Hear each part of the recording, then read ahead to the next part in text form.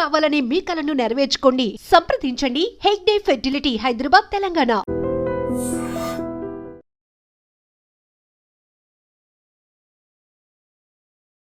Welcome to I dream. నేను మీ భవ్య. రెగ్యులర్గా abortions జరగడానికి కారణాలు, దానికి సొల్యూషన్స్ ఏంటి, ఇవి మాట్లాడడానికి సోమాజిగూడ యశోద హాస్పిటల్స్ నుంచి doctor Sharadavani, senior consultant gynaecologist, robotic surgeon and laparoscopic surgeon ఉన్నారు. డీటెయిల్స్ అడిగి తెలుసుకుందాం. నమస్తే మ్యామ్. ఎలా ఉన్నారు? నమస్తే మేడం, అబార్షన్స్ అనేవి చాలా పెయిన్ఫుల్ వాళ్ళకి, మెంటల్గా అండ్ ఎమోషనల్గా అండ్ ఫిజికల్గా కూడా. అసలు ఇవి అవ్వడానికి రీజన్ మెయిన్గా ఏముంటాయి మ్యామ్? వీటికి ఒక్క రీజన్ అని చెప్పలేము. పర్సన్ నుంచి పర్సన్కి చాలా వేరీ అవుతూ ఉంటాయి. సమ్ టైమ్స్ ఏంటంటే ఉమెన్ కాజెస్ ఉండొచ్చు, సమ్ టైమ్స్ మేల్ కాజెస్ ఉండొచ్చు. మేల్లో యూజువల్లీ ఏముంటాయంటే స్పర్మ్ అబ్నార్మాలిటీస్. ఆ స్పర్మ్ అబ్నార్మాలిటీస్ ఉన్నప్పుడు దాన్ని ఫస్ట్ మనం కరెక్షన్ చేసుకోవాలి. రీజన్స్ ఫర్ స్పర్మ్ అబ్నార్మాలిటీస్ ఇవన్నీ చెక్ చేసుకొని ఏదైనా మెడికల్ డిజార్డర్స్ ఉంటే వాళ్ళని స్పర్మ్ ఇంప్రూవ్మెంట్ చేసుకుంటే మెన్ వైపు నుంచి స్పర్మ్ అబ్నార్మాలిటీస్ లేకపోతే కనుక రిస్క్ ఆఫ్ అబార్షన్ తగ్గుతుంది. బట్ ఫీమేల్కి వచ్చేటప్పటికి చాలా కాజెస్ ఉంటాయి. యూజువల్లీ ఏంటి, basically simple multiple vitamin deficiencies కూడా ఉండొచ్చు. ఆర్ ఇంకా చెప్పాలంటే థైరాయిడ్, అన్నిటికన్నా మోస్ట్ అండర్ రేటెడ్ థైరాయిడ్. అందుకనే ప్రీ ప్రెగ్నెన్సీ ప్లాన్లో మేము థైరాయిడ్ ఫస్ట్ నార్మల్ ఉందా లేదా, అండ్ బార్డర్ లైన్ షుగర్ ఉన్న వాళ్ళకి కూడా రికరెంట్ అబార్షన్స్ అయ్యే ఛాన్స్ ఉంటాయి. అందుకే షుగర్ కంట్రోల్ మంచిగా ఉండాలి, వెయిట్ మంచిగా ఉండాలి, థైరాయిడ్ మంచిగా ఉండాలి. బ్లడ్ ప్రెషర్ వల్ల ఇట్స్ దట్ అంటే చాలా హై రిస్క్ ఉంటాయి కనుక అబార్షన్ ఎర్లీగా అవ్వదు, బట్ లేట్లో గ్రోత్ అబ్నార్మాలిటీస్ వచ్చి సడన్ గా బేబీ లోపల చనిపోవటము ఇట్లాంటివి ఉంటాయి. మనం ఏంటంటే ఈ మెడికల్ ఫ్యాక్టర్స్ ఏమీ లేకపోయినా కూడా, అంటే మెడికల్ ఇష్యూస్ ఏంటి, హైపర్ టెన్షన్, డయాబెటీస్ ఇవన్నీ మనం కంట్రోల్ చేసుకుంటూ ఉన్నా కూడా సమ్ టైమ్స్ ఏంటంటే జెనెటికల్ కాజెస్ అంటాం. ఎగ్ క్వాలిటీ ఉండడము, ఆర్ స్పర్మ్ అబ్నార్మాలిటీ ఉండము, ఆర్ వెన్ ఈ రెండు కలిసినప్పుడు బేబీ ఫామ్ అవుతున్నప్పుడే అబ్నార్మల్ బేబీ ఫామ్ అవటము, దీన్ని జెనెటిక్ కాజెస్ కుందండి. మళ్ళీ జెనెటిక్ కాజెస్ లో చాలా చాలా వెరైటీస్ ఉంటాయి. సింగిల్ జీన్ అబ్నార్మాలిటీ అని, ఆర్ ట్రైజోమిస్ అని, ఆర్ క్రోమోజోమల్ అబ్నార్మాలిటీస్ అని, ఇవన్నీ ఉంటాయి. సో ఒకవేళ మనకి కాజ్ అసలు ఎక్కడా దొరకట్లేదు, థైరాయిడ్ లేదు, షుగర్ లేదు, ఆర్ మెడికల్ డిజార్డర్స్ లేవు, యూట్రైన్ అబ్నార్మాలిటీస్ లేవు, అయినా కూడా రిపీటెడ్గా అబార్షన్స్ అవుతున్నాయి, దెన్ అప్పుడు మనం జెనెటిక్స్తో ఇన్వాల్వ్ అయ్యి ఖచ్చితంగా అసలు రీజన్ ఏంటి, మదర్ బ్లడ్ టెస్ట్ చేసుకోవటము అండ్ ఫాదర్ బ్లడ్ టెస్ట్ చేసుకోవటం, ఏమైనా క్యారియోటైపింగ్ అబ్నార్మాలిటీస్ ఉన్నాయా, or as such trisomy abnormality, trisomies baby form అవుతున్నప్పుడు బేబీని కూడా ఒక్కొక్కసారి టెస్ట్కి పంపిస్తాం. బేబీలో రీజన్ ఏంటి, ఒక్కొక్కసారి బేబీలో మనకు ఫైండింగ్ అబ్నార్మాలిటీ దొరుకుతుంది. సో ఆ finding abnormality will be a root cause. అలా ఉన్నప్పుడు మదర్ నుంచి వచ్చిందా, ఫాదర్ నుంచి వచ్చిందా, లేదంటే వీళ్ళిద్దరికి కలిపి ఉన్నప్పుడు అబ్నార్మాలిటీస్ వస్తున్నాయా, అలాంటివన్నీ చెక్ చేసుకోవడం చాలా ఇంపార్టెంట్. రికరెంట్ అబార్షన్స్ని మనం చాలా వరకు అవాయిడ్ చేయొచ్చు. అట్లీస్ట్ రీజన్ ఫైండ్ అవుట్ అయితే మనం ప్రెగ్నెన్సీ ప్లాన్కి ముందు కరెక్షన్ చేసుకోవాలి, దెన్ వీ కెన్ అవాయిడ్. ఇంకొకటి ఏంటంటే థ్రాంబోఫీలియాస్ అని ఉంటాయి. ఈ థ్రాంబోఫీలియాస్ ఏంటంటే మనం ఏంటంటే 2-3 అయితే తప్ప మనం కనుక్కోలేం. ఆ థ్రాంబోఫీలియాస్ అనే ఒక కండిషన్ ఉంటుంది. ఇందులో ఏంటంటే ఓన్లీ మదర్ ప్రెగ్నెంట్ అయినప్పుడు మాత్రమే ఈ కండిషన్ మనకి పాపప్ అవుతుంది. సో అప్పుడు వీళ్ళకి మనం ముందే ఐడెంటిఫై చేసామనుకోండి, మనకి వాళ్ళకి త్రూ 9 months ఏంటంటే ఒక కైండ్ ఆఫ్ ఇంజెక్షన్ ఇస్తాం, క్లెగ్జైన్ అంటాం దాన్ని. ఆ క్లెగ్జైన్ రోజు తీసుకోవటం వల్ల ఏమవుతుంది అంటే క్లాటింగ్ ఫ్యాక్టర్స్ అవ్వవు.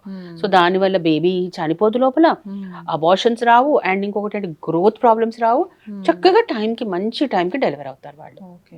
సో ప్రాబబ్లీ మ్యామ్ వీళ్ళు అంటే వీటికి ఏమన్నా సిమ్టమ్స్ లైక్ అంటే నాకు ఏమన్నా తేడాగా ఉంటుందా గ్రోత్ అప్పుడు వాళ్ళకి? అంటే ఇనిషియల్లీ ఏంటి, వాళ్ళు ఫస్ట్ మనం స్కాన్స్ లో రెగ్యులర్ గా వచ్చే వాళ్ళు స్కాన్ లో ఐడెంటిఫై చేయవచ్చు. ఒకవేళ స్కాన్ చేసుకోలేదు అనుకో, వాళ్ళకి సడన్ గా బ్లీడింగ్ అవడం, సడన్ గా కడుపు నొప్పి రావడము, ఆర్ ఒకటేసారి ఇంట్లోనే బాగా ఎక్కువ బ్లీడింగ్ అయిపోయి హాస్పిటల్కి వచ్చేటప్పటికి లోపల అబార్షన్ అన్న అయిపోయి, లేదంటే బేబీ చనిపోయి, కొంతమందికి హై బ్లడ్ ప్రెషర్ ఉన్న వాళ్ళకి అబ్రప్షోప్లాస్ అంటాం, వాళ్ళకి ఏమవుతుంది అంటే అసలు టైం ఇవ్వదు, ఇంట్లోనే ఎక్కువ బ్లీడింగ్ అయిపోయి బేబీ లోపలే చనిపోవడము, ఇట్లాంటివన్నీ ఉంటాయి. సో మనం ఏంటంటే రెగ్యులర్ యాంటీనేటల్ చెకప్స్ని పర్ఫెక్ట్గా డాక్టర్ చెప్పినప్పుడు టైంకి వచ్చి చక్కగా చెక్ చేసుకోవడం చాలా ఇంపార్టెంట్.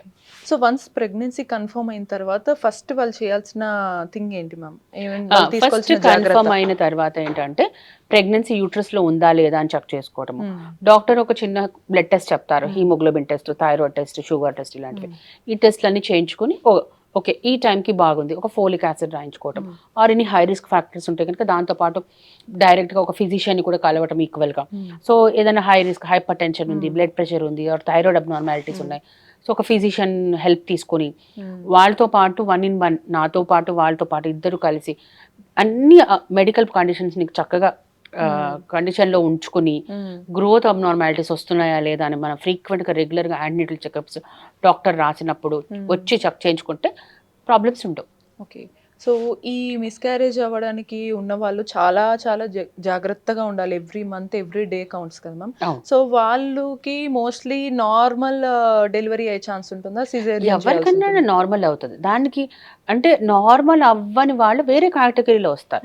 ఒకటి ప్లాసెంటా ప్రీవియా అంట, మాయి కిందికి ఉండడము, are 2 previous section already operation 2 సార్లు యూట్రస్ కట్ చేసిన వాళ్ళు, ఆర్ పెద్ద పెద్ద మైమెక్టమీ అంట, ముందే పెద్ద పెద్ద ఫైబ్రాయిడ్ ట్యూమర్స్ యూట్రస్ని తీసి కట్ చేసి ఉంటే కనుక వాళ్ళకి నార్మల్ కొంచెం కష్టం. బట్ అందరికీ 99% అందరికీ నార్మల్ అవుతుంది. కానీ దానికి ప్రాపర్గా మనం ట్రైన్ చేసుకోవాలి.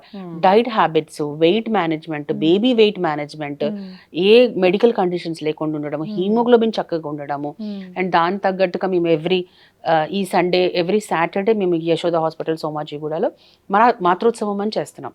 దాంట్లో ఏంటంటే ఎవ్రీ సాటర్డే ట్రైన్ చేస్తాం ప్రెగ్నెంట్ ఉమెన్ వాళ్ళకి నార్మల్ డెలివరీ అవడానికి డైట్ ఎలా తీసుకోవాలి, యోగా స్పెషల్గా చెప్తాం, జుంబా అని చెప్పిస్తాం. ఇవన్నీ వాళ్ళకి ట్రైన్ చేయడం వల్ల pelvic floor training, pelvic muscle training, back strengthening exercises, లేబర్కి ఎక్సర్సైజ్ వచ్చినప్పుడు బ్రీతింగ్ ఎక్సర్సైజెస్, ఇవన్నీ ప్రాపర్గా టెక్నికల్గా నేర్పిస్తున్నాం. సో అందరికీ నార్మల్ అవుతుంది. ఎవరికి నార్మల్ అవ్వదని ముందే డాక్టర్ డిసైడ్ చేస్తుందో వాళ్ళకి మనం స్పెషల్ కేర్ తీసుకోవాలి.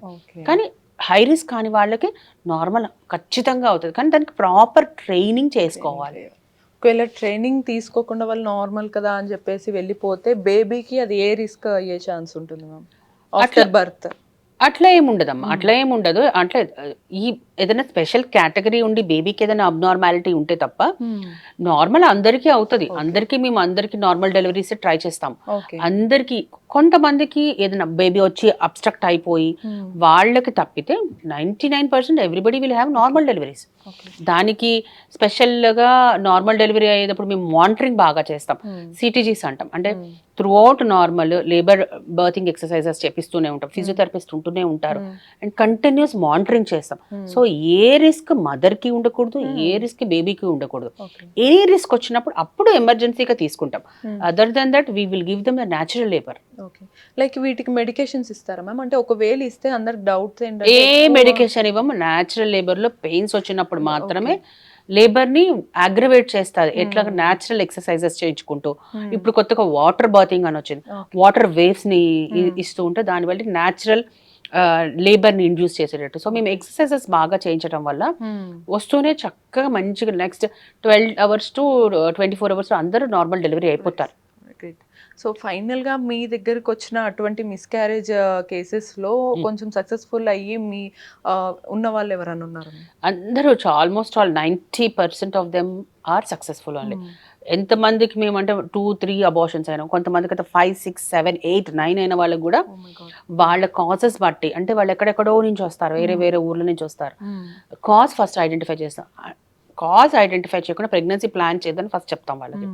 కాజ్ ఐడెంటిఫై ఒక 3 to 4 months పడుతుంది వాళ్ళకి. జెనెటిక్స్ దగ్గరికి వెళ్ళటము, ఆర్ జెనెటిక్ టెస్ట్లు చేయించుకోవటము, ఆర్ బేసిక్ టెస్ట్లు అన్ని మేము ముందే చేసి పెడతాము. అలాంటివన్నీ ఏమున్నా కానీ ముందే టెస్ట్లు చేసి పెడతాం. అండ్ కొంతమందికి ఏంటంటే 2-3 అబార్షన్స్ అయిపోతాయి, సర్వైకల్ ఇన్కాంపిటెన్స్ అంటాం. వాళ్ళకి ఏంటంటే సర్విక్స్ చాలా లూజ్ ఉంటుంది. వాళ్ళకి ఏంటంటే లాప్రోస్కోపికల్లీ కూడా సర్విక్స్ని టై చేస్తాం. సో వాటి వల్ల కూడా రికరెంట్ అబార్షన్స్ తగ్గుతాం, రికరెంట్ ప్రీటర్మ్ లేబర్స్ తగ్గటము, ఇవన్నీ చేస్తాం. So success stories are many, plenty. Great. So anything అనేది ఏదైనా సరే మన హెల్త్ కండిషన్ని బట్టి నెక్స్ట్ జనరేషన్ ఆర్ నెక్స్ట్ లైఫ్కి మనము ప్రాపర్ లైఫ్ని అయితే మనం ఇవ్వడానికి కుదురుతుంది. సో డాక్టర్ సజెషన్స్ మీరు విన్నారు కదా. ఇటువంటి మరిన్ని ఇన్ఫర్మేటివ్ టాపిక్స్ కోసం కీప్ వాచింగ్ ఎట్ డ్రీమ్.